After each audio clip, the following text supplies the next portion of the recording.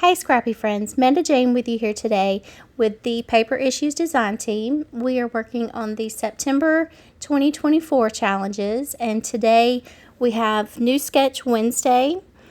Each Wednesday we bring you a new sketch, and you can use it in any way to make a layout.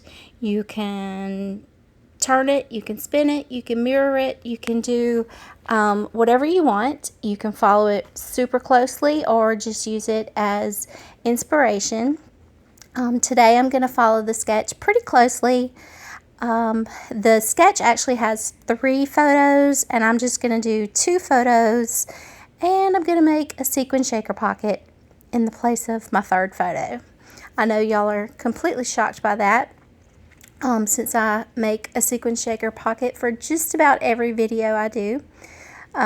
But today I am using the Happy Healing collection from Doodlebug Design. I've got 2 photos of my youngest son Mason, and for these photos we were at the doctor's office. I have no idea why, but apparently they had to draw some blood from him that day to check something, and you would have thought they just about killed him.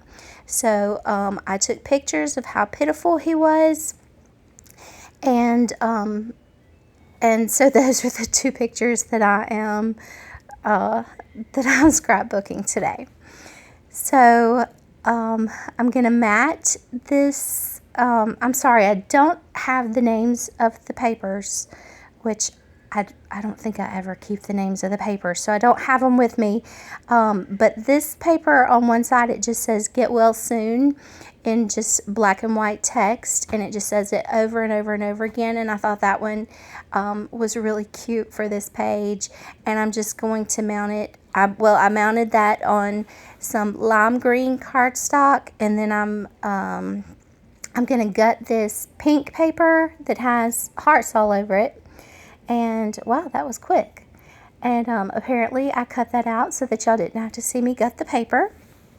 And then I'm going to mount my background paper onto that pink heart paper. My tape runner was not wanting to cooperate very well on this particular day, so that's why I'm fighting with it a lot. But I'll cut some of that out because I hate when I'm having to fight with my tools. But right now I'm trying to figure out, there are a couple of banners at the top right of the page and the bottom left of the page, and I'm trying to figure out what papers I want to use to make my banners. And I also need to make a scallop border that goes across the page, kind of in the middle. And so I'll need to figure out what papers I'm going to use to make the scallop border as well. And you'll see how I make the border with a circle punch. I'll do that in just a little bit. There's also a tag that goes at the top right of the page. So I used my little tag punch, and now I'm using my circle punch, and I'm going to use those circles. I'm going to cut them in half, and that's how I'm going to make the scallop border that goes across the center of the page. I'm also going to use that little Vicky Bouton frame that I've got there underneath the pictures. That'll be the frame that I use to make my sequin shaker pocket. I've got some real pretty blue sequins, like a turquoise blue, that matches this collection really well. So I'm going to use those.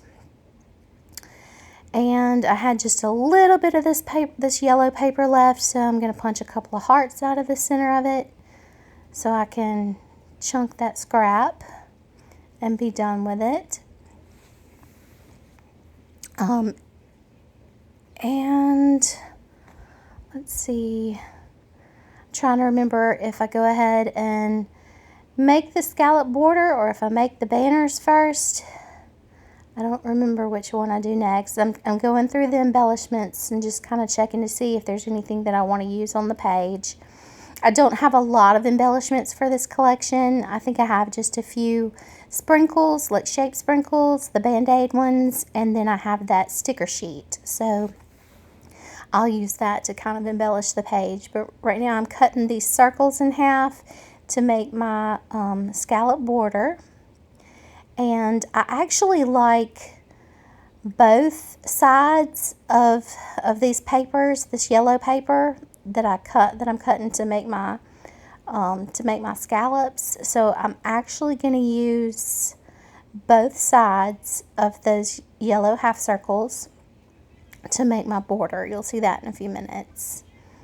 Right now I'm making the sequin shaker pocket. I'm going to go through my supplies and find a piece of clear acetate to glue down to that frame, and then just a piece of white cardstock to use as the back of the frame.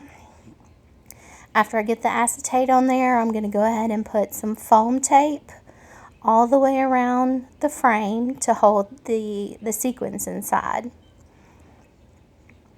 And I got some really good foam tape from scrapbook.com, and it comes in these long strips, so I can use them just as one continuous piece all the way around the frame. And I'll have just a little bit left over at the end that I'll stick back on the that sheet with all the rest of the foam tape. But I'll go all the way around, and this way, since it's one continuous piece, there's no way for the sequins to leak out around the foam tape. They'll be stuck completely inside. And then once I get the sequins inside the pocket, then I'll go ahead and stick that white cardstock down on the back, and that'll hold everything in place so that nothing can escape. So I've got my little sequin box here. Most of the sequins that I'm using for this shaker pocket are from, I believe, Spiegel Mom Scraps, and then I'm adding in some darker teal blue ones that I just got in a sequin envelope, like from Walmart or somewhere, I believe, just to kind of fill in and make the sequins a little bit darker. I do kind of, when I'm at the when I'm kind of at the end of my sequin mixes, I will kind of mix them together just based on whatever looks best with the collection that I'm using. So I really like the way that matches the collection I'm using, and I'll show you a close-up of it at the end. But now I think I'm going to go ahead and try to get that scallop border down. And I'm going to kind of measure them out across the page just to see how they fit. And the opposite side is a white pattern from the 6x6 pad, and it has like multicolored flowers on it. So I'm going to use the flowered side and the yellow side, and I'm just going to do 2 rows of scallops for the border, since that's when you look at the sketch, you can kind of tell that's the main part of the sketch was the scallop border. So it doesn't show up, the scallop border that I just put down, it doesn't show up perfectly since it's a white based paper on top of a white based background. So that's kind of why I add the yellow underneath, just to make it pop more. And I really like the way that looks. I like that yellow underneath. And luckily I had just enough circles cut into half circles in order to make this scallop border happen in a double, as a double border, like that. And I'm probably being way too complicated with making my scallop border, but it gets the job done, and I really like how it turns out. So I guess if it works, it can't be wrong. It's just probably not the easiest way to do it.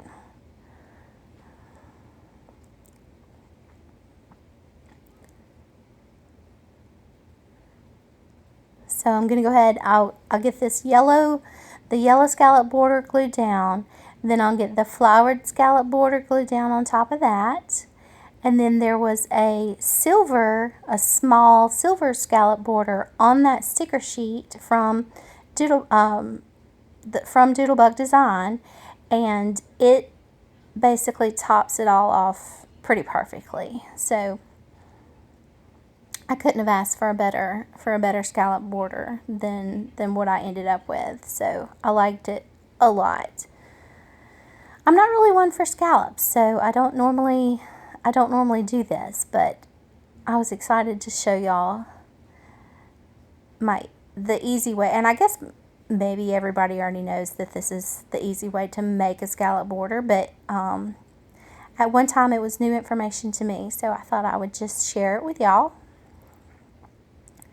So I'm going to go ahead